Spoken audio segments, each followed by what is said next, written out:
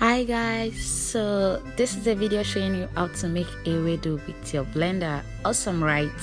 So let's jump right into it. Welcome back to my channel. So this is your Ewedu leaves after it's been plucked. So you just want to rinse it and be sure it's all clean with no sand, and you are going to just keep it aside. So of course, in a pot there's a water boiling. You just have to put a little, and this is my potash. This is very important for your Ewedu, and this is me adding the Ewedu into the boiling water, and I'm going to just cook it till it's soft.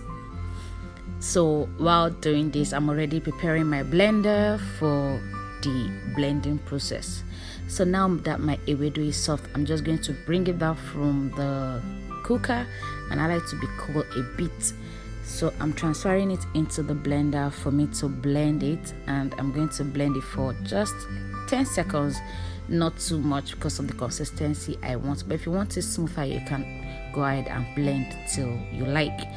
So really, that is the end. We are going to now add our salt, our seasoning, and locust bean, which is optional.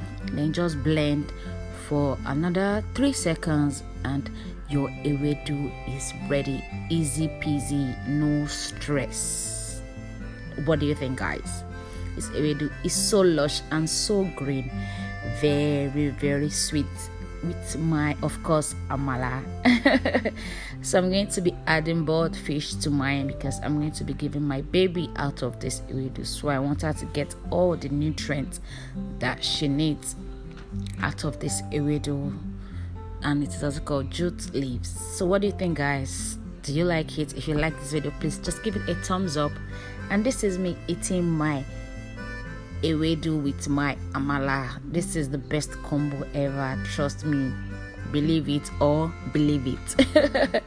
So what do you guys think? Do you like my Ewedu recipe? Is it simple enough for you to prepare? So if you're going to make this, please tag me in the video. I would love to see what you recreated.